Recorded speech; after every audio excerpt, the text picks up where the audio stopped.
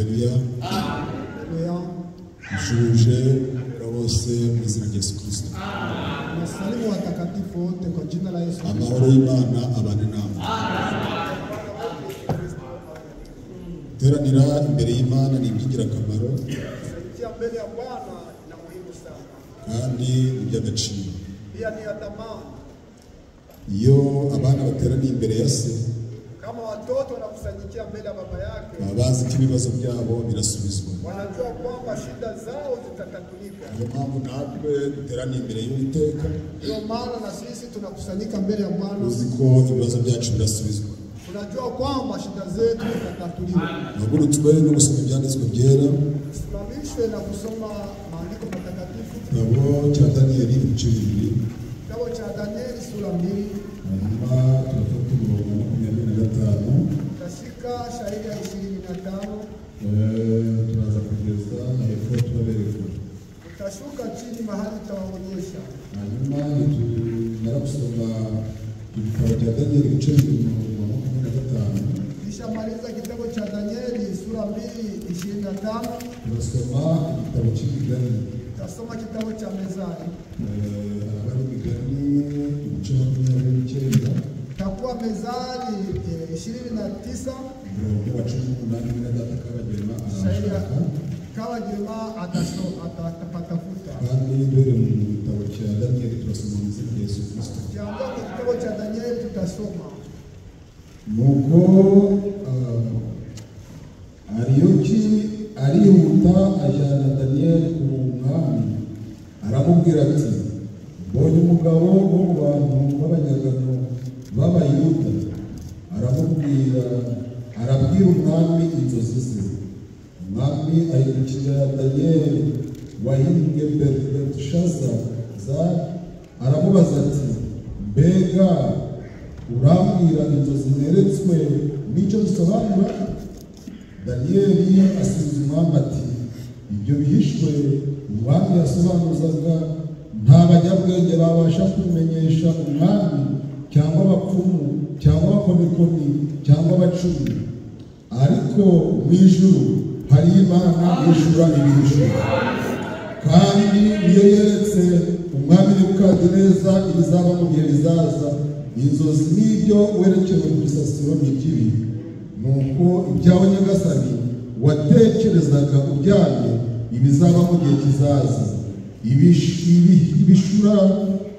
yishura ibihishwe niyo yakubwiye ibizaba, kandi njyewe ubwanjye ibyo bihishwe sinabishuriwe nuko ndi umunyabwenge kuruta umuntu wese uriho, ahubwo ni ukugira ngo umwami amenyeshwe inzozi ze, amenye n'ibyo umutima we wibwira. Kandi ndugu 19:18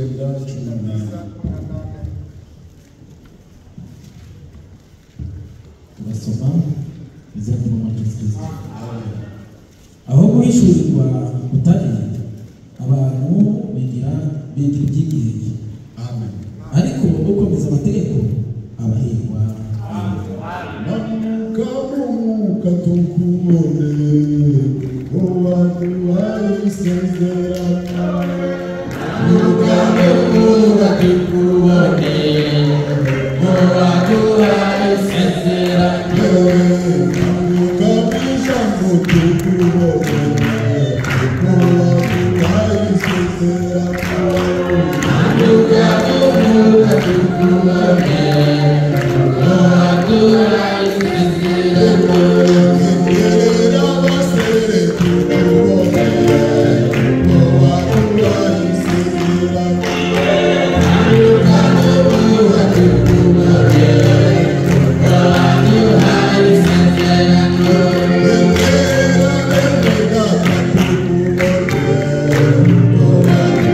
Yes.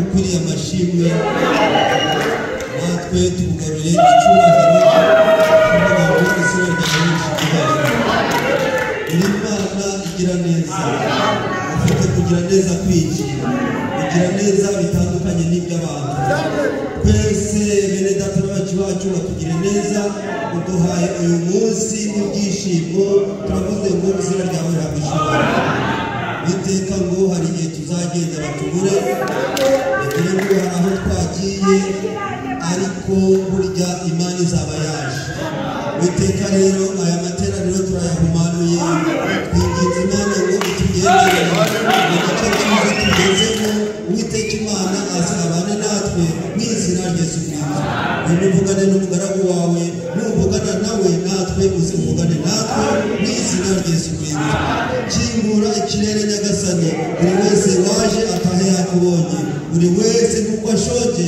atahe yahaze mu izina rya Yesu Kristo biteka rero twamaganye abadayimoni bose turabahejeje imbaraga z'umwami turazirukanye twamagaye kugira ngo rize abari ryo riyobora gahunda zose tukugize inamba ya mbere kuko ari wowe mukuru wa byose w'ibyo uyobora gahunda zose zirakorerwa ngaha mu izina rya Yesu Kristo fata ibice byose buri muntu wese akubone ubwo uravuga nyagasani uzibanura amatwi yacu kugira ngo nuvuga twumve ijambo ryawe byose tubise mu biganza byawe tubyambaje mu izina rya Yesu Kristo abasha kwicara muranezerewe muranezerewe hari igihe nzigendera abantu wakati nitakwenda wanikosa iyo muri kuza guterana barabaseka napokuya kusanyika wanawacheka rimwe na rimwe bakababwira ngo mbese mwagiye mu biki mara na mara mlienda ndani ya mambo ndetse bakavuga bati mu bihumbi bibiri mwategereje Yesu muramubura Yesu Kristo mukamukosa abandi bagaciga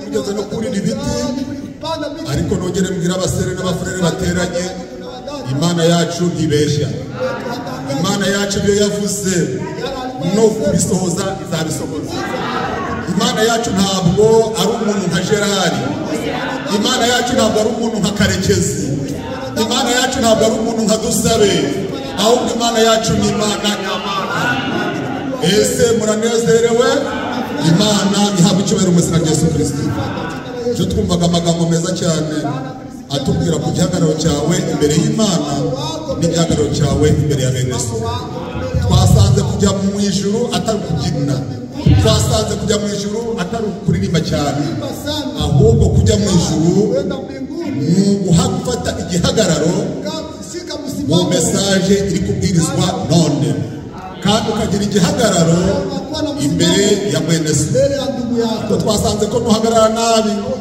nawe ijuru rizaguhagararira nabi nutese umugore wawe igihe kizagera nawe bazaguteza nutese umugabo wawe igihe kizagera nawe bazaguteza nurwara usura abandi nawe igihe kizagera uzarwara uzabura no gusura biranditswe ngo nari ndwaye ntimwaza kunsura nari nambaye ubusa ntimwampa imyambaro nari mfite inzara ntimwampa icyo kurya nabo bazabaza bati twakubonye ryari nawe azabasubiza ati ubwo mwananiwe kubikorera uwo mwicaranye ni ngewe mwabaga mwanze kubikorera twasanze mu ibyo dukora hano byose n'amashyari no kwicana no gutongana no kurwana ibyo byose ni ubujiji kubera nta muntu uzarama n'igikona kirarama ariko cyajyaho kikanapfa Bibiliya yari iratubwira ngo nuko Elisa akora ibitangaza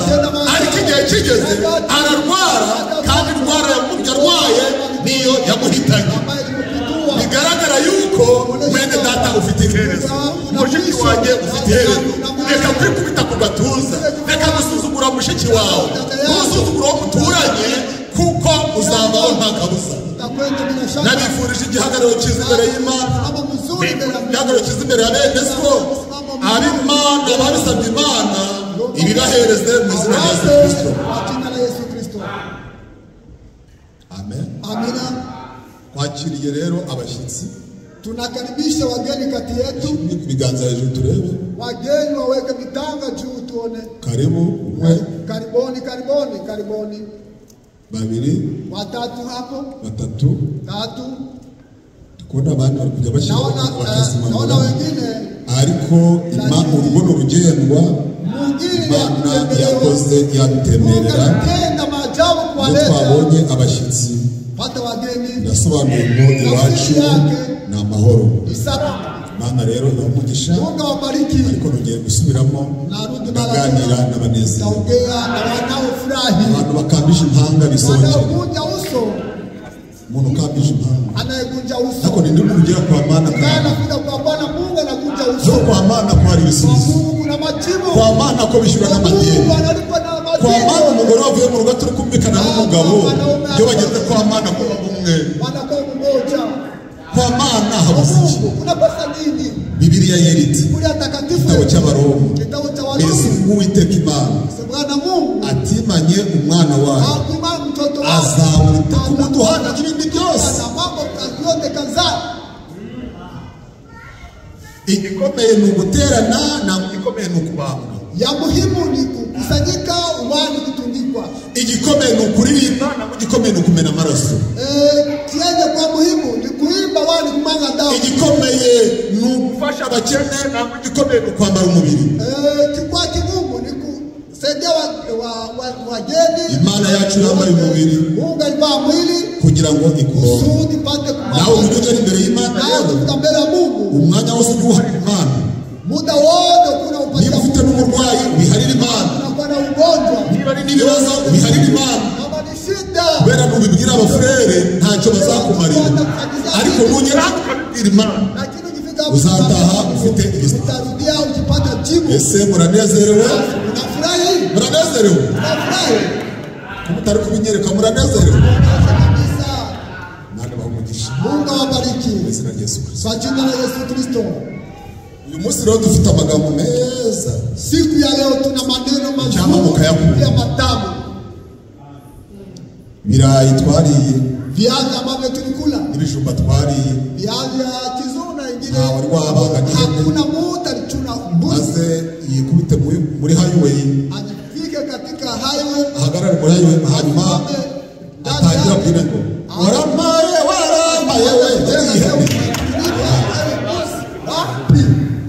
uhiriye wari wamubona nta muntu n'umwe wari warya amashaza n'igitoki ngo agere mu muhanda ntabwo agere kwa frere ahubwo warampaye ntabwo nawe wagura umwenda ukabyina dufitiye duhana iyo tugeze hano rero amaboko turayamanika tukavuga ngo warakoze Mana warampaye wampaye ibindi biruta ibijumba umpa n'ibindi biruta amahene yewe yaduhaye tuyikomera amashyi ihabwe icyubahiro mu izina rya Yesu Kristo yaraduhaye ibyo kurya abapagani batazi yaraduhaye nubwo warapfuye uzongera ubeho yaraduhaye nubwo mfite intege nke ejo nzaba ndi mutarage yaraduhaye nubwo ndi kunanirwa ejo ndahabwa imbaraga yaraduhaye iyo Mana nishimwe ndanezerewe ko aya magambo meza ngiye nkiyasoma gusa numvishije aryoheye cyane reka tuganire n'abera b'Imana wacha tuongee na watakatifu wa Mungu maneno haya matamu turaganira amagambo meza cyane tutaongea maneno haya matamu hanyuma rero baadaye uyu mufure tumaze gusoma ndugu huyu ambaye tumekwisha kusoma yabariwe hamwe n'abanyabwenge alihesabuliwa pamoja na watu wa busara igihe hari abakonikoni wakati n'abashitsi n'abakarudaya n'abacunyi na wapigana Mungu hanyuma babafurere nabo rero wale wa ndugu nao bari barajyanye mu gihugu cy'ubunyage walikuwa wameletwa katika nchi ya kuko imana zaho zitari zizi Imana yacu nao haikujua Mungu wao nabo bababara nk'abacunyi nao wakawahesabu kama wale walikuwa hapo wale wapigana Mungu batekereza ko ubucunyi bwabo babusangiye na Daniel n'abanyabwenge walifikiri kwamba kupigana Mungu wanaichangia na Daniel nyamara mbwira abera b'Imana ngo iby'Imana bitandukanye n'iby'abantu ya Mungu ni tofauti na wanadamu nongere mbwira abera bateranye ngo watakatifu hari ubwenge buva ku Mana hari n'ubwenge bw'abantu ubwenge bw'abantu utanga za diplome ubwenge bw'abantu bajya muri New York bakiga za sayansi n'ibindi ariko ubwenge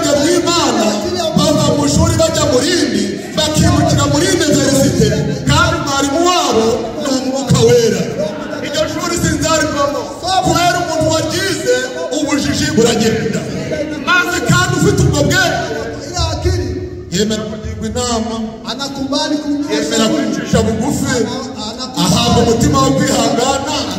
Yewe ngiye guhishura ibyo byose, nihabwa icyubahiro mu izina rya Yesu Kristo. sifa kwa jina la Yesu. Hanyuma rero aba bafurere Baadaye wale wa ndugu, kuko bari bafite Imana, sababu walikuwa na Mungu ndani yao, biza umwami aza kurota inzozi zamuhagaritse umutima. mfalme akalota ndoto ambazo zilimsimamisha moyo. Ariko Bibiliya yera iratubwira mu gitabo cya Mose ibice 3:7, Lakini Biblia inatuambia katika nta kintu Imana izakora itakimenyesheje abagaragu bayo imbaraga zayo arimo bahanuzi. watu wake alio nabii. Hanyuma rero Danieli yari umuhanuzi ukomeye n'umunyabwenge ukomeye muri icyo gihe.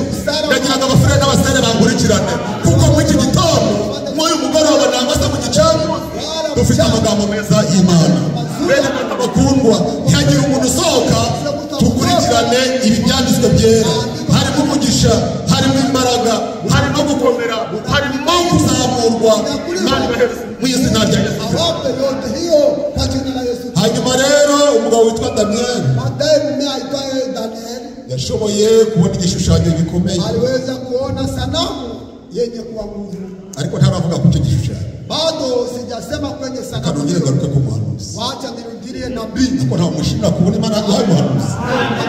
Kuna Mungu tupa nabii basi. Erega urukundo kugira ngo kuguma mu madini Unafikiri kubakia ndani ya uzibona madhehebu ubushake. basi ni mapenzi yako? Ngo ngera nk'iby'abafurere ngo mbibonye ngo nkabona sispe. Naona bure. Ntabwo ari wowe ubona sispe, ahubwo Imana yo ikubona sispe. Unaweza kuona bure. Igihe cyo byanga ngo Kuna wakati unanichukia. abantu badafite imisatsi Hawasuke nyele. ukabona Unaona bari gutegeka abantu kujya mwambara ibigeze hano, wala vitu virefu.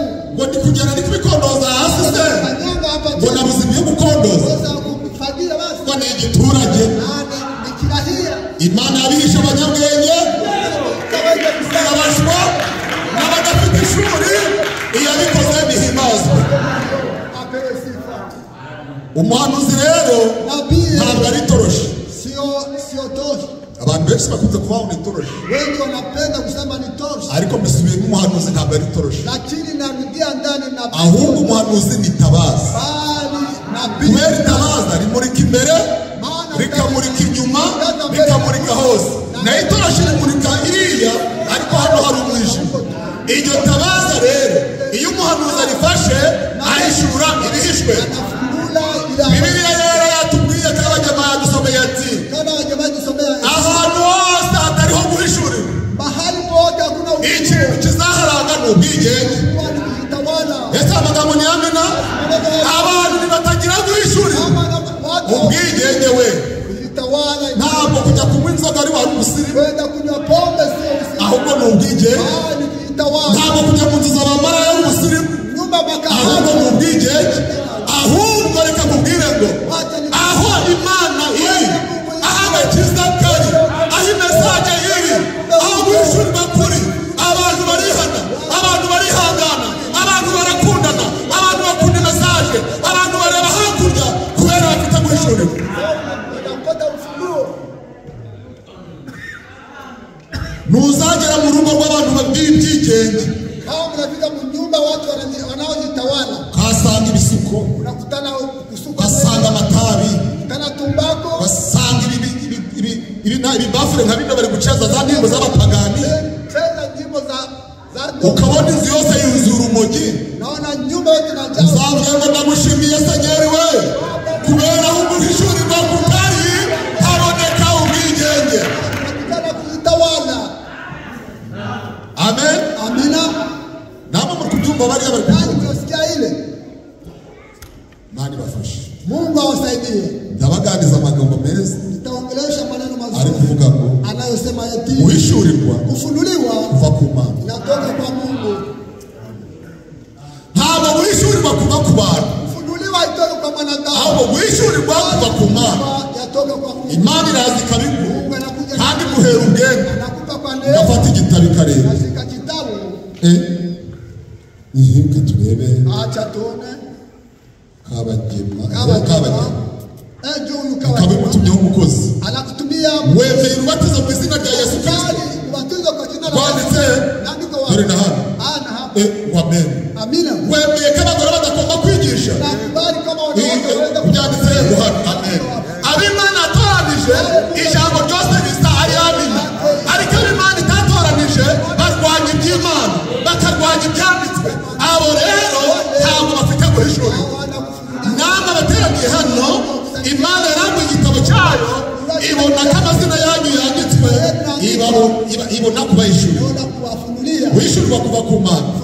kutoka kwa Mungu. Bigenda bite? Imana rero ituma umuhanuzi akaza afite guhishurirwa ubwoko bwayo, akaza ahishura ibihisho, anafunua yenye kufichwa, akaza akakubwira ko Yesu ari we Mana, anakuambia kwamba Yesu Kristo ndiye Mungu. wayanganga byagwa na Mariya ngo ni Mariya, ni Mariya ise ngo ni Yosefu, babake Yusufu, akakubwira ati akakwambia eti dusomere Yohana, ibice 4 sura 4 umurongo wa 10 ndo habonye. 14. Ubwo bari kuganira rero Wanaongea sasa ati Yesu Abiyabimana ati Yesu anakuwa Mungu kandi ari umuhungu wa Mariya, mtoto wa Maria, kandi se ari Yosefu. babake ni Yusufu. Oya urambeye none wasoma twumve wabonye buki bagwereza mikoro Wakupe Michael. uwo n'umuhanuzi turiho Ile nabii tuko kwako. agenda ari guhishura ibihishwe kugira ngo abatabizi babimenye, wala hawajui wajue. Yesu aramusubiza ati Yesu aramusubiza ati Yesu akamjibu eti yaba uzi impano y'Imana, yaba uzi impano y'Imana, karama ya Mungu, ukamenya no gusubiza amazi ubaribe, nawe uba umusabye nawe akaguha amazi y'ubugingo. amen. Icariye frere Yesu aramusubiza ati Yesu akamjibu yaba uzi impano y'Imana ukamenya uyu nguyu gusabye amazi wakagombye kumusaba ku mazi y'ubugingo, kubera kutamumenya kutamjua niko kudahishurirwa. kutofunuliwa. Amen. Amen. Uwo ni umuhanuzi. Yule ni nabii. Araza rero Akaja akakubwira ati soma igitabo cya Yohana akakwambia soma kitabu igice cya cha mbere sura ya umurongo wa kwanza. 10 komeza Sura frere. ya 10 endelea ndugu yangu. Hari kuvuga iki? Unasema nini? Ariko mu bitegera amatwi Wekeni masikio mbera rimeze nk'ishuri. Yari mu isi, yako duniani. Ndetse niwe wayiremye. yari mu isi kandi ni wowe inde. Jesus. Yesu yari mu isi Yesu alikuwa kandi ni we wayiremye. Burya Yesu ni wowe waremye ino si. None Imana rero usobanukirwa ko Yesu ari Imana kubihishurirwa Amen. nabii. Yari mu isi ndetse niwe wayiremye. yari mu isi ndetse ni wowe wayiremye. Nyamara ab'isi ntibamumenya. Isi ntibabimenya. Wawimanga wa kumtambua. Yaje mu bye Yaje mu bye ariko be ntibamwemera. Hawakumuelewa. Icyakora bamwemeye bose. Haleluya. Icyakora bamwemeye bose bakizera izina rye. Yabahaye ubushobozi bwo kuba abantu b'Imana. Amen. nawe uranezerewe iyo akubyaye turi komera amashyi. Yari mu isi Alikuwa duniani. ariko yaje mu bye, Alikuwa ndani ya mambo. ariko abe ntibamwemeye. Wake Tukuza hawakumjua. abamwemeye bose bakizeye izina rye, yabahaye ubushobozi bwo kwitwa abana b'Imana. Umwana watarapa arishima, umwana wabaye indera akishima. Nanjye nshimishijwe nuko ni umwana wa Senyeri. Ese nawe urabishimye? Ese nawe uranezerewe? Imana ibahe umugisha mu izina rya Yesu Kristo. Jina la Yesu Kristo. Timoteyo ibice 3:16 Sura 3:16. hari kuvuga ngo kira Unasema nini ndugu yangu? Timoteyo urabona mbere Timoteyo utapapa atakayepata mbele. 3:16 3:16. turi ku muhanuzi. Tuko kwenye nabii. Ndio 16. Amen. Sukushidikanya ubwiru bw'Imana burakomeye cyane. Kanya ubwira bw'Imana burakomeye. Sio kushakia. Imana kwerekanwa Ya Mungu. Imana kwerekana ifite umubiri yambaye umubiri Bala mwili. ikagaragara ko ari umukiranutsi, ikagaragara ko ari umukiranutsi umwuka ndani ya kiroho, akabonwa n'abamarayika, akabonwa n'abamarayika, akamamazwa mu banyamahanga. Amen. Ugushidikanya ubwira bw'Imana burakomeye. Imana yambaye umubiri, Imana ishobora byose, yambaye umubiri. Ariko kugeza amasaha abanyamadini bo baracyavuga ngo hariho Yesu, hariho n'Imana, hariho Imana y'umusaza, hariho n'Imana y'umusore. Ibyo ni ibinyoma. Hariho Imana imwe yadupfiriye, yambaye umubiri, iyo yonyine yari mu isi kandi niyo yayiremye. Abafilipi ibice Wafilipi sura 9. Abafilipi igice cya mbere. Wafilipi sura 1. Wacha tuone Wafilipi. Shaka kugira ngo umenye Imana. Natafuta kujua Mungu. Ujua mu message uzibyo kwizejana. Kwa ndani ya ujumbe ukijua Mungu ni gani. Kugira ngo ejo abatembe batazaza wasije kwako bakakuzanira ibintu bitasobanutse, wakuletea vitu isiyotafsirika. Abafilipi Wafilipi na hadithi. Niliwasili hapo. Ni ibice bibiri, umurongo wawo wa 9. Nicyo cyatumye Imana imushyira hejuru cyane ikamuha izina risumba ayandi mazina yose, kugira ngo amavi yose apfukame mu izina rya Yesu, ari ay'ibyo mu isi, ari ay'ibyo mu ijuru, cyangwa ay'ibyo mu isi, cyangwa ay'ibyo munsi y'isi, kandi indimi zose zihamye ko Yesu Kristo ari Uwiteka. Haleluya! Yesu Kristo ni Uwiteka. Hari indi Mana isigaye inyuma. Indimi zose zibihano. Uvuga ururimi iki? Ikinyarwanda. Reka nanjye mbihane mu Kinyarwanda. Nawe Umufaransa hamya mu Gifaransa. Indimi zose zihamya ko Yesu Kristo ari Uwiteka. Mbega umuhanuzi ngo ndamukunda. Ariko tutagira umuhanuzi tuba twarabimenye. Ibi byose tumaze gusoma wari kubibwirwa n'iki iyo tutagira reka dusome. Wacha tusome Timotheo ya mbere Timotheo ya kwanza ibice bibiri sura 2 12 Saidi ya 12. Timotheo ya mbere Timotheo wa kwanza 12. Usomere friend wawageze. Atakayefika some. Konanga kumugore yigisha. Nataka mwanamke afundishe. Cyangwa se umugore bategeka umugabo. Wale mwanaume. Ahubwo umugore agira ituza. Awe na utulivu.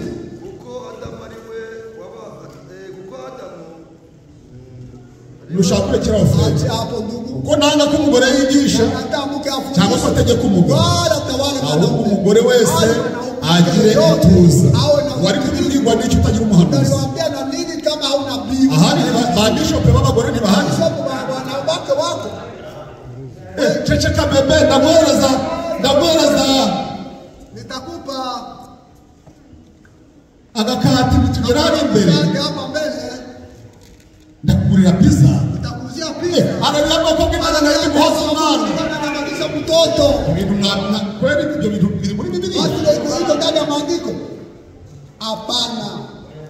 Nuko ramba kwa Imana nageze Ohio, ndagenda ngera Arizona, mwe Arizona ndakomeza ngera Texas. Abera Texas, abera ba Arizona. Naravuze nzabaramutse, mwakiriza ndamutse. Ibyo bintu bibaho. Nshimira Imana duhaye umuhanuzi. Iyo Mana ndayishimiye. Ikomere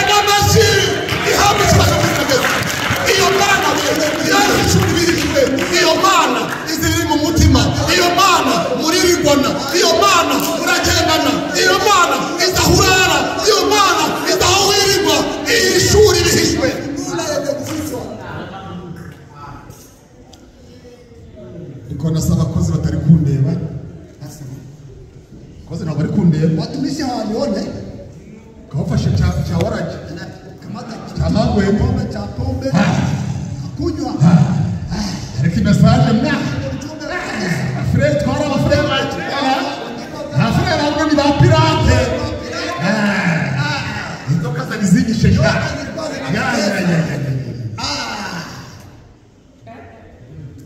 Tuanza kuterana, tunakuwa kusanyika. Kizwa mikubu. Mani kareba. Ati yaraye muri warage none ari kubyinira. Imana rero ibihishwe. Izo umutima wanjye, izo umutima wawe, izo aho wirirwa, izo aho urara, iyo Mana nasitira ihabwa icyubahiro mu izina rya Yesu.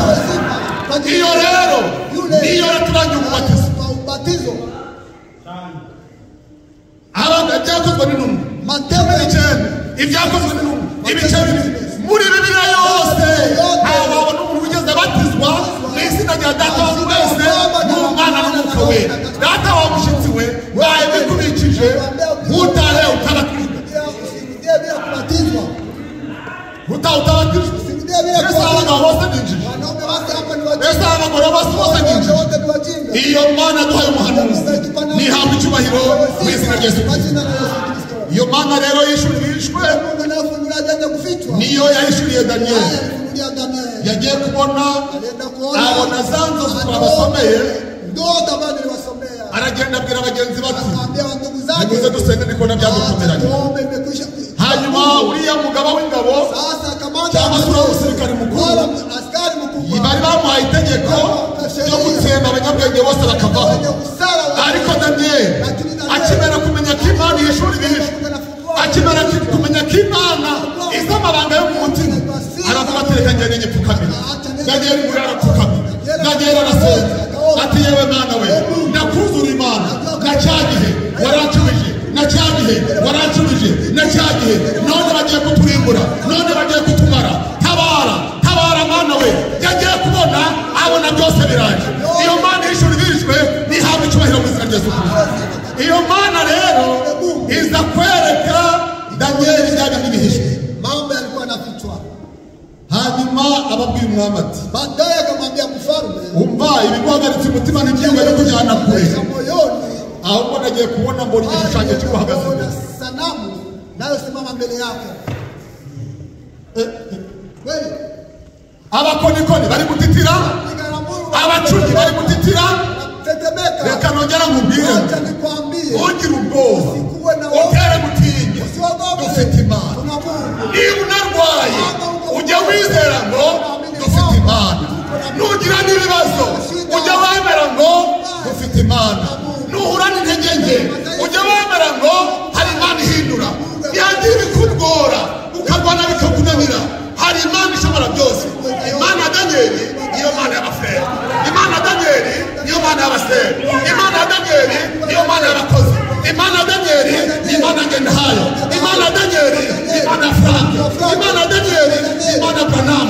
Iyo Mana ihabwa icyubahiro. Irishuri ibihishwe, imenya ibyo ntazi, izi ibyo ntazi. Haleluya! Iyo Mana we imenya ibiri inyuma, imenya ibiri imbere, imenya ibiri hirya, imenya ibiri hino. Iyo Mana niyo gukomerwa amashyi. Iyo Mana irakomeye cyane. Wagiye kubona ubona umutwe, kandi uwo mutwe wari zahabu.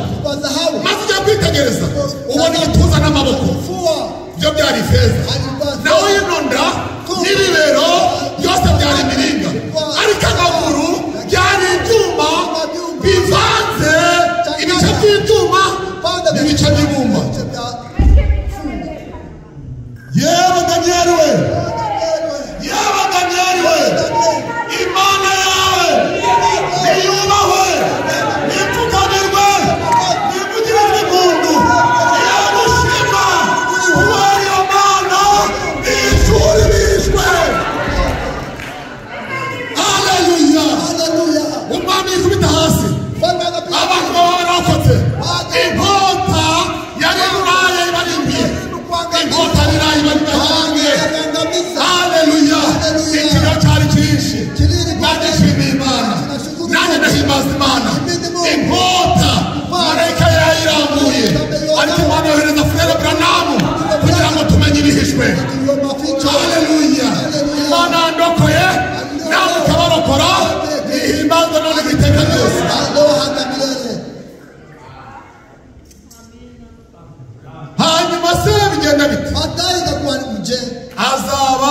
ubwami bune. itakuwa ufalme ine. Kandi ubwami bwa mbere Ufalme wa kwanza azaba ari ubwami bw'i Babuloni. itakuwa ufalme wa Babeli.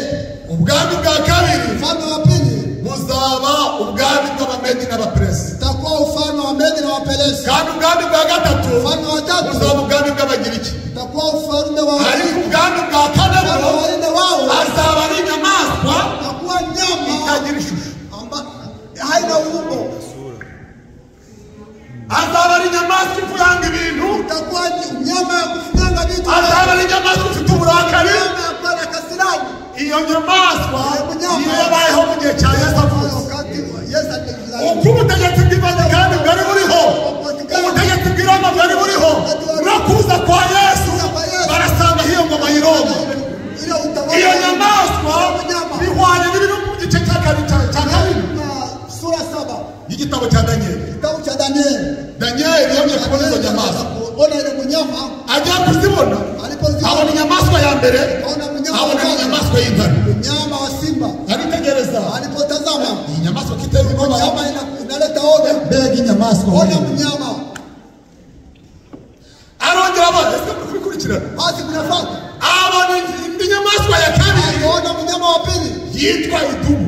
naitwa dubu. Bisobanurwa ngo iyo dubu nayo yakoze mu gihe cy'Abamedi n'Abaperesi. Ilitumika wakati wa Wamedi na Waperesi. Bwari ubwami bw'icyo gihe bwari bukomeye, bibagirwa ko Imana yacu ari Imana ikomeye. Mwenye kwa nguvu. Hanyuma none witegereje Baadaye alipotazama abona ikindi kinyamaswa akaona mnyama mwingine gikomeye cyane ambacho nacho ni nguvu sana. cyo bita ngo ni leopard. Ajya kuri leopard ni iki? Ingwe. Chui. Abona indi nyamaswa yitwa ingwe. Nyama itwaye Yari chui. inyamaswa ya gatatu Nyama ya tatu yakoze mu gihe ambayo ilitumika cy'ubwami bw'Abagiriki. wakati wa ufalme wa Griki. Hanyuma rero amaze kubona iyo nyamaswa itatu ko zikomeye, Nyama tatu. abona ikindi kinyamaswa gikomeye cyane. Nicyo kinyamaswa cya kane cyagombye gukora mu ngoma ya kane, nibwo bwami bwa kane, ubutegetsi bwa kane ni ubwami bw'Abaroma. Utawala wa Warumi. Hanyuma y'ubwo bwami bw'Abaroma rero, Utawala wa Warumi. hanyuma Daniyeli arerekwa, Danieli akapata abona ibuye akaona ririmbuwe rikarimbuwe n'amaboko y'umuntu. Iryo buye riraza rimenagura byose, rikubita ubwami bwa mbere, rikubita ubwami bwa kabiri, rikubita ubwami bwa gatatu, rikubita ubwami bwa kane. Iryo buye ngo riba igisozi we. Ni ingoma ya Kristo, ubwami bwa Kristo. Ingoma yawe niyo gereza. Babona abantu biki? ingoma ya Kariri Fred ko. Uimba sasa ndugu yangu nisikie. Haguruka Fred. Simama ndugu, simama. Ingoma yawe niyo jereni y'abana b'abantu yarogeye. Ingoma yawe niyo Jereni y'abana. Ingoma yawe niyo jereni y'abana b'abantu yarogeye. ingoma yawe niyo gereza y'abana b'abantu. Ushakira. Ingoma z'abana b'abantu zarogeye, Utawala wanadamu mwenye ile barakakara bishyira hejuru, babyimbisha intugu, barakomera, bamera imikaka, baravuga ndakwica. takuwa. Kabona arapfuye da. Naona nakufa kabisa. We, uzi ko utarararaho. Unaweza kaa utalala hapo wewe. Ye, ntutarararaho. Sitalala. Neza neza. Kweli. Bakanakwica. Banakuwa. Ukagira ngo Imana yazindutse. Mungu Imana ikabyitegereza. Ayo maraso we, n'aya masaha, n'aya Abeli nayo Abeli nayo. aracyarira. Agano Maria Aracyahamagara. Yazira iki? Ukora iki? Ayo maraso azahagarara imbere ya Kayini. Mbele ya Kaini. Wagirije iki? Ulimtesea kwa nini? Hanyuma abantu bose bapfuye bumva mu gihe cy'akarengane. Baadaye wakati watu walikufa katika Ubwami bw'i Babuloni, mfano wa Babeli. ubwami bw'Abamedi n'Abaperesi, Waperesi. ubwami bw'Abagiriki n'ubwami bw'Abaroma. Izo ngoma zose zizahamurwa n'ingoma ya Kristo. Kubera Kristo ziri mu bwami, ubwami butazahamuka. Amacumu bazayakoramo inkobuzo. Tengeneza mambo kadhaa. Hanyuma n'inkota nazo Upanga na bazazihatisha ibirayi. Icyo gihe nta rusasu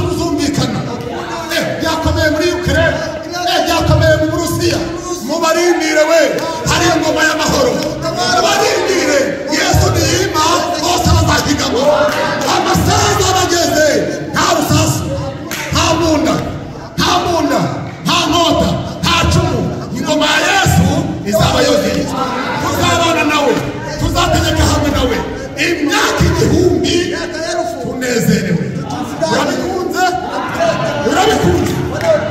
iyo abivuze niyo kwizerwa no kubisohoza izabisohoza nikubaganiza ngo wishyurirwa kuva ku Mana iyo ndagira atakugira yakubwirwa n'ibyo Yohana nawe yabonye izo nyamaswa mu bice 13 by'Ibyahishuriwe uzasoma muri mu rugo ibyo byose Imana ishurira abantu bayo iyo Imana igukunda iraguhishurira ikakwereka uwo mwicaranye tuzaraga mu mugambi frere we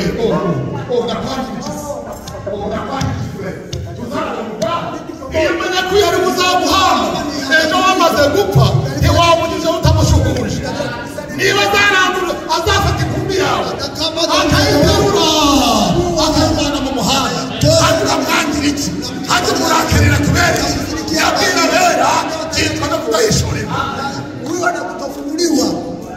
iyo umuntu yahishuriwe amenya mwene se iyo umuntu yahishuriwe amenya umurimo we akavuga ati genda umuririmbyi noneho ngo umuririmbyi nzaririmba n'umwete ntabwo waza no kwikurura bigaragara ko wahishuriwe wishyurirwa ni impano y'Imana abayikeneye Imana ibahereza amasaha bageze twese tugahishurira buri muntu wese akamenya umwanya we akamenya uko akora akamenya uko akorera Imana niba ndi umuvandimwe nzakora n'umwete niba nzakupiga ingoma nzapiga ingoma n'umwete niba nzabyina n'umwete simbyinira Buhihi simbyinira Hamenya simbyinira Gerari yabyiniriye nene haleluya umurimo wose ukora wishuriwe ukora nawe umwete umurimo wose ukora utawishuriwe tena ujifungulie urekurura najikokota nateranya amafaranga se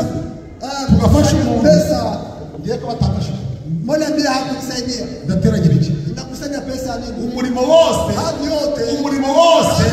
urishuriwe ukorana umwete tena kwa bidii esa amagambo ni amina nuishurirwa yuko nuba mu muhanda bazawutera batakunyakuwa kuondoa wakwibye mugenzi wawe amazi yo kunywa ndugu yako maji ya kunywa kubera ngo upima amazi yo kunywa ni uzakura atakutoa ni uzakura kubanyagamira atakupiganisha izo sasa ntabwo izo sinabwo rikomeye shingo yako oya ni kwegama kumva izo sirigendaniye egama hano ni uzagusanga mu bitaro akwiyegamize bene data mureke urwangano mureke ishyari mureke amahane Yesu araje amasaha ageze fatana akaboko dukundane twemererane tuganire dutange ibyo dufite ibyo nibyo bizandikwa amahene wariye nta na kimwe kizandikwa amahene wariye nta na kimwe kizandikwa hakuna kitu kitaandikwa byose wariye nta na kimwe hakuna hata kimoja inkoko nariye huku na mazo ntabwo zizandikwa zitaandikwa ihene bambagije huyu anichunia ntabwo zizandikwa zitaandikwa hazandikwa iki ni cya kintu ukoreye mwene so bose ntacyo witeka ahantu hatari uburishurirwa wewe hakuna ufunuo ubona umugore wawe ukamusuza unaona Mungu na mzalao ukagira ngo nta gaciro amufite hana dhamani kwako washaka ukamukubita n'igipasi kubera utagira guhishurirwa ubona umugabo wawe ugakubita ibiryo ugafata ibyo kurya ugakubita ukajyana ku meza bitewe n'uko utagira guhishurirwa iyo utagira guhishurirwa ujya guterana bari kugukurura twakerewe ngwino tugende kuya aba nabo banditse nk'ingoma bakagukurura iyo mirimo yose bari gukuriramo ntabwo wayihamagariwe iyo baguhishurirwa baguhishurira wagombye kumenya ko amateraniro arayagombye kubera icyo wanze kwihana kubera icyo wanze kubatizwa nuko wanze guhishurirwa hari Imana ikunda ibahishurira amagambo yayo. Imana nsenga, Imana tubwiriza nihabwe icyubahiro mu izina rya Yesu Kristo. Bene databa Wadugu wapendwa, ni Petero ngiye kurangira ndasozerezaho nangwa se nkavuga n'abandi ariko ndatekereza tutina ili kwamba tuko kwetu. ni Petero Yesu yabwiye Petro Yesu alimwambia urahirwa kumene Simoni mwene Yona na heri Simoni mwana wa Yona. kubera Sababu ntabwo ari inyama sio nyama na ntabwo ari damu. n'amaraso Sio nyama na damu. bibigwishuriye Ya kufunuliwa. yaramubwiye iki Akamwambia nini? uri Kristo Yesu Kristo. umwana w'Imana uhoraho. Unayetumu. Aramwitegereza Akamtazama. ati kweli Kweli. ibise ubikuye he Unatoa wapi? uri Kristo. Wewe ni Yesu Kristo. Abaroma rero Warumi baba baragiye mu bakagira igisitati Roma wakajenga kajenga bakitirira Petro. Petro. baravuga ngo iki gisitati Hiki stati ni icya Petero. cha Petro. Frank yatubwiye ngo mu bantu bageze i Roma Petero ntabwo yageze. Petro akifika Rumi kamwe.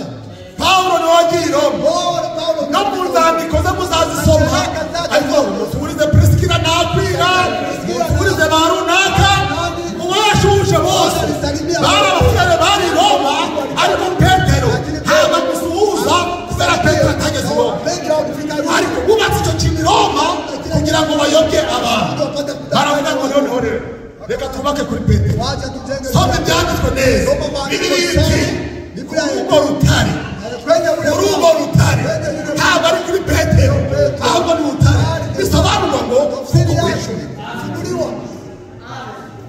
ntabwo itorero ryubatswe ku muntu Alijengwa kwenye ntabwo itorero ryubatswe mu ntekerezo ntabwo itorero ryubatswe n'amashuri ntabwo itorero ryubatswe n'amakositimu no ntabwo inkweto zawe nziza ntabwo twazubaka itorero ntabwo ikoti ryawe ryiza ntabwo twaryubaka itorero kanisa. n'amagambo yawe meza ntabwo twayubaka itorero ubwenge bwawe ntitwakubaka itorero itorero baryubaka ku bwishurirwa. niyo mpamvu Ndio sababu umusere wese n'umufurere utagira bwishurirwa ambaye hariyo nzira izamunanira ile njita mchosha azagenda nagera mu nzira ataenda azazitwatazwa n'ubusa atakwazwa na bure.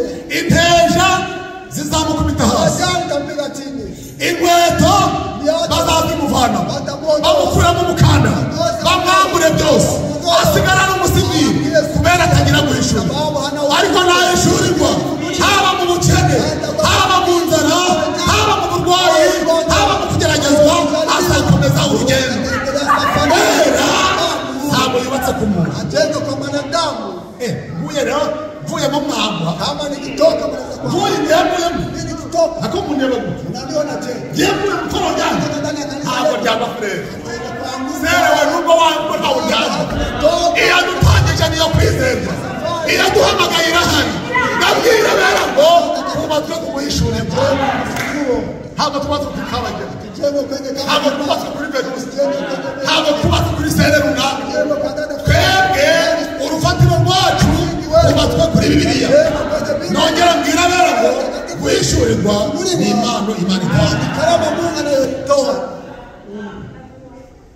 Elisa Elisha ntabwo ari gukurikira Eliya atamwishurirwa hanga alifuata Elia bila kufunuliwa. ariko acuye umwitero Kila kikamata wo Job guhishura.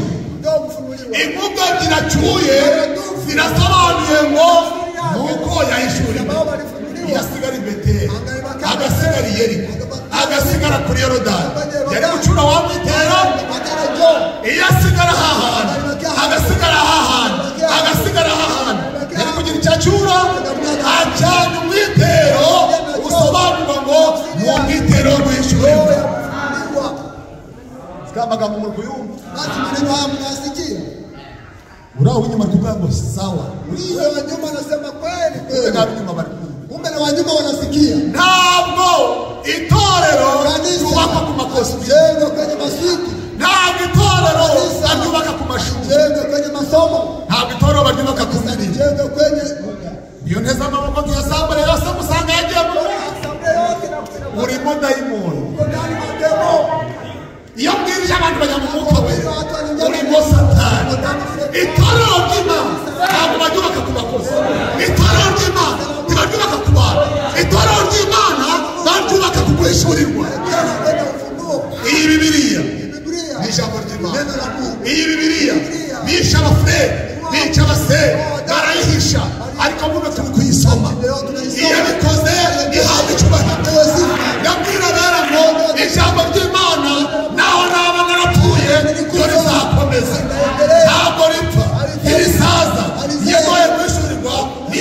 icyubahiro. Apewe sifa kwa jina la Hari Yesu. umugore urimo amadeni, Kuna mwanamke alikuwa na madeni. aramufata abana banjye barabatwaye. Shika watoto. Umva baragenda ndashoje. Abana banjye barabatwaye. None muntu w'Imana yewe ndagira nti abana barabatwaye. Watoto wanachukua. Byagenze bite? Oya barabatwaye. None se umugabo wawe yari umukozi apana amadeni. Amadeni yahozeho kera. Nucira mugenzi wawe bitewe n'ideni uzabura Satani. Kubera ideni yahozeho na kera. Yabwira rero Imana ngo tugira ubwenge. Icyangombwa tugira umutima wo kwishyura. Haleluya. None mbabwire ngo umugabo we yapfuye arimo amadeni. Abana baza kubatwara. Hanyuma arahishura. Yahishurira wa mugore namwe ntibahishurire. Iyo abahaye igihagararo namwe ntikibahereze. Iyo amugendereye nawe ntibagendereye. Abarahishurira. Muntu w'Imana. Niyo mpamvu ibibazo bizagwira. Nimugira abakozi mubamenye. Turaturanye. Dusangira ibijumba. Dusangira n'ibigori. Dayeri turi hamwe muri Horwati. Twasangiye n'agasururu. Uzibagirwa kumusaba inama. Kandi ari umukozi wawe. Uziringira abakure. Usize abakozi b'iwanyu. Ibyo nabyo bizakugora. Nanga wemere abahanuzi b'iwanyu. Ubona wemere abandi bahana. Pasitoro wanjye muri Korowezi. Aba muri Korowezi. Urambeshya. Nutemera muhihi. Ntabwo uzemera Korowezi. Haleluya. Pasitoro wanjye. Atuye i Kigali. Ntabwo ari i Kigali. Pasitoro wawe ni Karekezi. Pasitoro wawe ni Ndagishe. Pasitoro wawe ni Hamenya. Ndabwira bera ngo ndemera bari hano mubone mwemera abantu. Wishyurirwa n'iki? Nukwemera abafurere mu bana. Haleluya. Haleluya. Yakoni se nutamwemera nawe uzemera. Nakubwira wicara ntabwo nicara wabuze guhishurirwa. Numusuzugura uzawusuzuguye muhaye akazi. Ndabwira bera ngo ubahe n'abakozi banyu. Niba mwubaha hazaba harimo guhishurirwa. Utapata kuko na ufunuo. Ndikumva muri iyi minsi. Nasikia kwa siku hizi.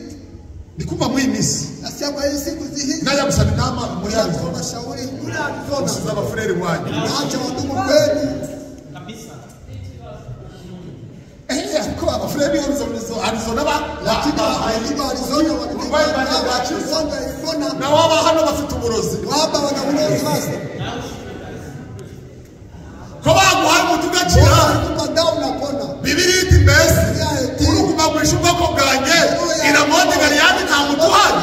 Nanjye mbabwire ngo hano hari umuti uzawuburira hano ntabwo uzawubonera hano.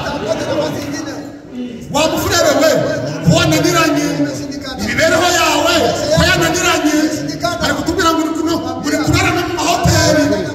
Uri kuva guterana ukajya mu mahoteli. Ukaba guterana ukajya muri bamarayi. Ukaba guterana ukajya kunywa amayo. Wa mufurere zihanira Arizona. Kwihana ni hano. Kureka ibyaha ni none. Nutemera abantu nawe ntabwo uzemerwa. Wishyurirwa ni ingirakamaro. Bano bafurere bahamwe kubona bafite Hawa ndugu hapa. dayimoni. Wako na mademu. Umufurere kubona twabana. Umufurere wa Ohio. Umva wemeye wa Ohio. Ukangara hano. Aba hano bazagenda uzasigara muri Ohio. Yarari kirabera imuze duhishurirwa. Kwicarana n'umusere ukamwima agasururu ukagahereza uwa Ohio. Naba dayimoni bari muri wowe. Kubera wowe Imana igutumira abantu bahaye. Abantu mubana kugira ngo bakubere Wawe ikintu runaka. kitu fulani. Niba urasuzuguye rero nawe uzasuzugura. Na utazarau. Ariko wishyurwa murabikunze. Murabyemeye. Umugore wahishuriwe Mwanamke alifunuliwa. amenya n'ibyo umugabo akunda. Anajua na lenye Mungu anapenda. Kamutekera n'utuboga. Anapigana mboga. Mwe mwatetse imboga. Mwatetse imboga. Ko twatetse ibijumba. Tupiga pia. Nyakubahanye n'umugabo wa myaka 20. Dore wamenye akunda imboga. Wishyurirwa ni ingirakamaro no mu maguru y'abafurere. Iyo umufurere yahishuriwe abana n'umugore we neza.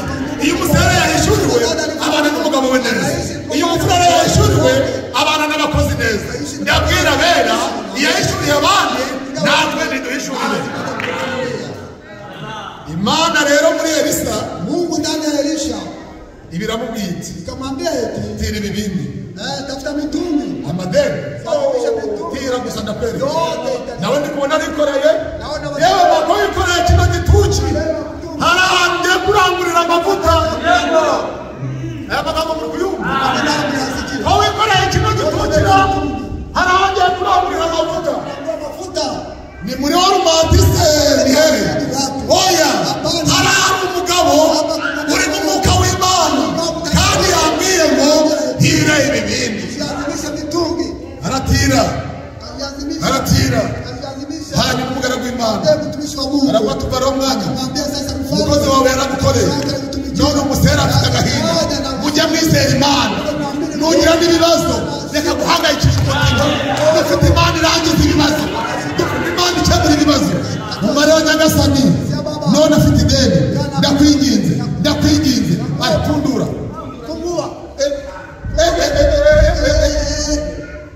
hari indirimbo twarimbaga Imana ikora n'ibitangaza Imana ikora n'ibitangaza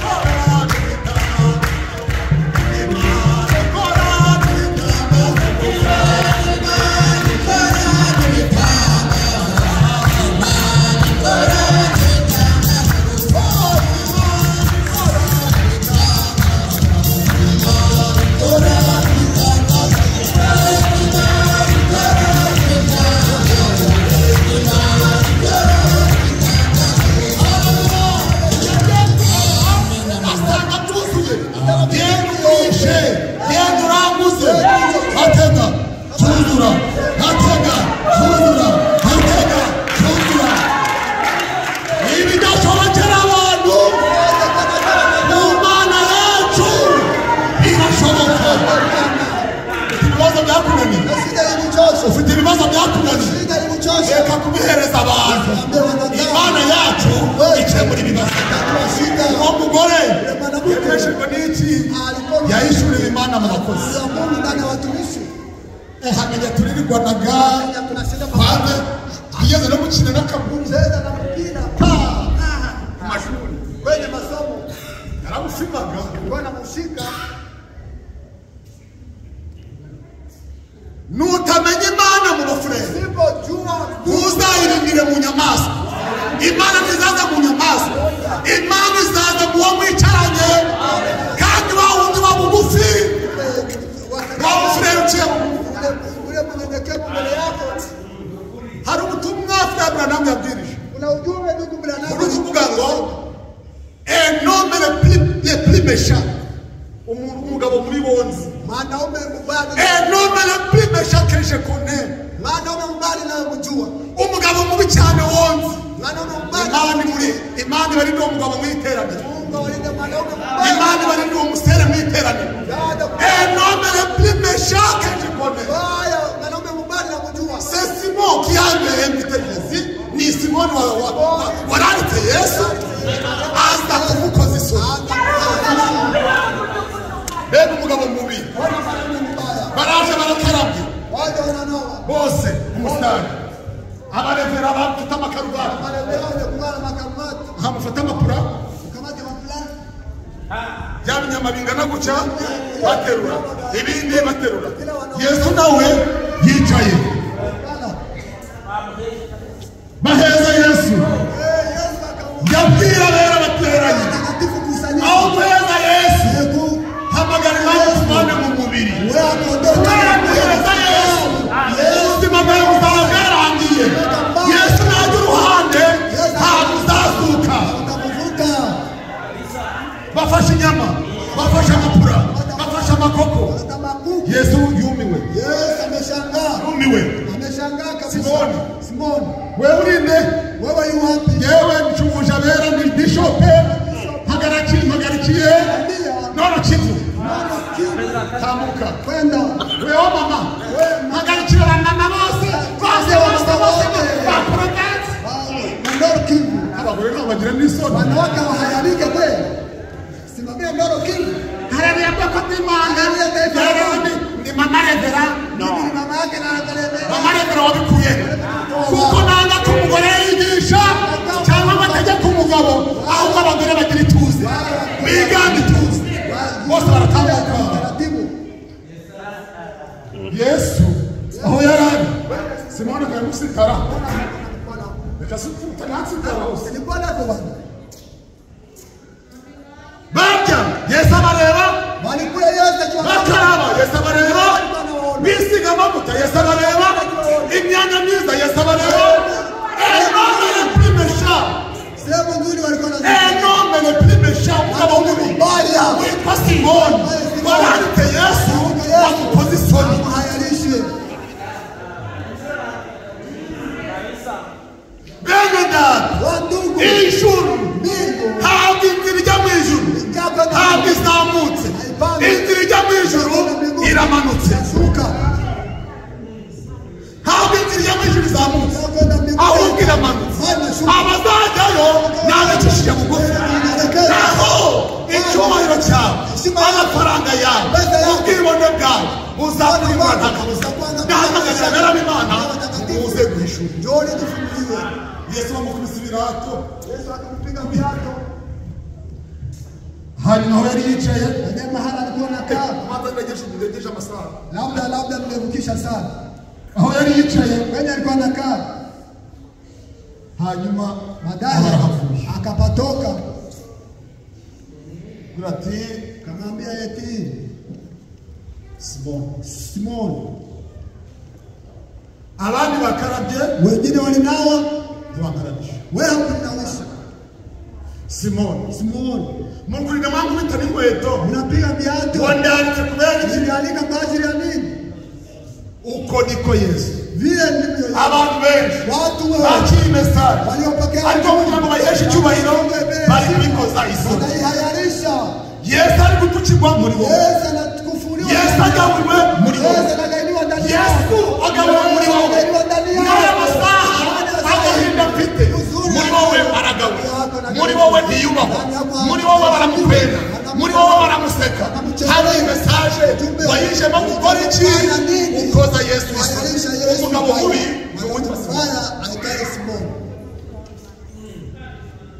Hanyuma hari umudamu Baadaye kulikuwa dada maraya kahaba abarahishuriwe. akafunuliwa. Abarahishuriwe Akafunuliwa. ati Eti mwami wanjye ufalme kandi wangu, mana yanjye Mungu wangu. ni guca bakugenda. Kumbe nini walikuwa yarisha? Ayo Mungu. Mungu. Afata Akapiga magoti. aburira ku birenge Akalia ndani. arangije Akapanguza. amuhanaguza n'umusatsi we. Mbele zake. Yesu aramwitegereza Yesu akamtazama. ati mbega umusere we, mbega umusere we, mbega umufurere we, ndahamagarira abera iyahishuriye uriya nanjye nibayishurire.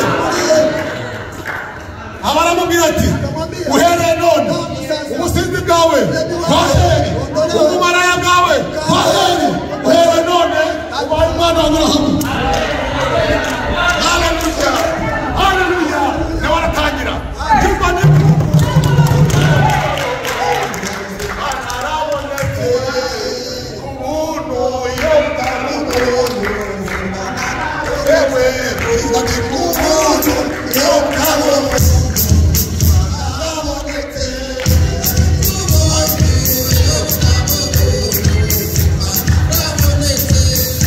Simoni akaona wivu. Simoni ararakara. Akazilika. Simoni umutima ujya guturika. Simoni akazimanga.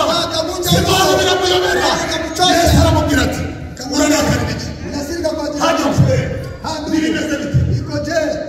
Sinari ndi wawe Sinikuwa kwako. ntiwandanditse ntiwabonye abakozi ntiwabonye abahanuzi banjye nawe ntibakubwirije banga nusi banga bande banga na bande banga sana bose ntibakugezeho bose ntibakubonye mesaje ariko utahindutse ariko ukiri wa wundi ukoze isoni nawe ugeze muri Amerika wifashe ikigenge ni message iki kubasha arabivuze ngo mwaraturanye arabivuze ngo mwaratangiye haje Simoni yabwira abantu ngo yatabarira umugore ntabwo batabara wishurirwa n'impano y'Imana itarama yakijijwe no kwishurirwa hajya mwasa mu byanditswe byera soma andiko matakatifu niyo murongo turangirije tuone shahidi ambayo tunamalizia mbega amagambo meza ona maneno mazuri nawe urabikeneye na unahitaji muzange message ukikataa usizaba tukumsoma cy'abasore utabatizwa kwa kisomo cha Imana niyo yakwanze Mungu ndani kubera kuza kwawe kuja kwako n'inyungu yawe faida yako peke yako nuza tukakubatiza kubatiza ni ukugira ngo uzaje mu ijuru uzaje mbinguni ntacyo wongereye Imana ntacyo igabanyirije izahora ari Imana ubatizwa utabatizwa wizera utizera Yesu Kristo uko yararejo n'uyu munsi ni kwari azahora ari byose. Haleluya haleluya haleluya umubwiriza ibice cyane umurongo wa 10 mubwiriza ibice cyane umurongo wa 10 ninde wahageze nani aliwasili hapo ninde wahageze nani alifika ninde nani umurongo wa 10 shahidi ya 10 uri nawe dushakire Yeremiya ibice 48 umurongo wa 10 40 na ile shahidi ya 10 9 9 10 turasoma mu izina ry'Umwami Yesu Kristo. amen Umurimo wawe wose werekejeho amaboko yawe ukorane umwete. haleluya Amen. umurimo wawe kazi yako Imana yaguhaye alikupatia ukorana umwete kwa bidii ureke kwikurura niba Imana yamwishuriyeko uri umwana w'Imana korera Imana ufite umwete niba uri ririmba umwete niba uri umuwadini korana umwete niba uri umudiyakoni ikorana umwete niba uri umucuranzi curangana umwete abandi barabibuze weho barabikora kosa walipata 48 48 dusome mu izina ry'Umwami Yesu Kristo. amen havumwe umuntu ukora umurimo Uwiteka agonora. havumwe umuntu ukora umurimo w'Imana agonora anayetumika kazi ya Mungu na uzembe kandi havumwe uw'imibota anayepanga havumwe umuntu ukora Imana agononwa havumwe n'umuntu w'imibota ye amaraso anayeimba Zaburi kupanga 37 umurongo wa 8 shahidi ya 8 umurongo wa 8 37 shahidi ya 8 amen amen amen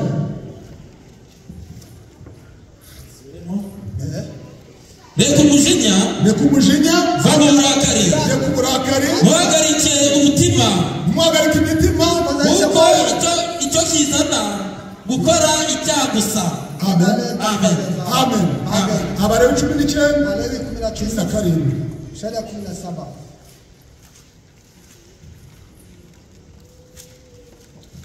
Abarewi 19 Walawi sura 19 shahidi ya 17 dusome mu izina ry'Umwami Yesu Kristo. amen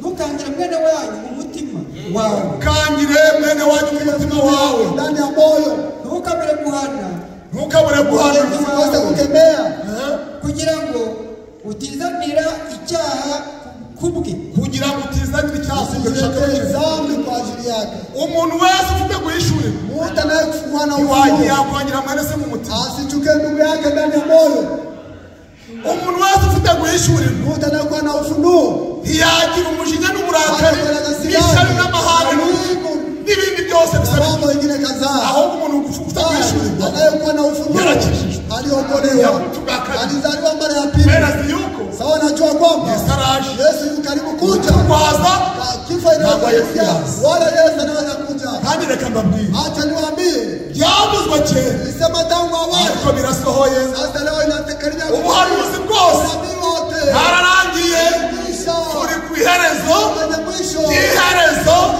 ry'ibihe ry'iherezo wakati na mwisho wa nyakati kugeza ubwo uzagira ngo niko bizahora kuna wakati n'agahenge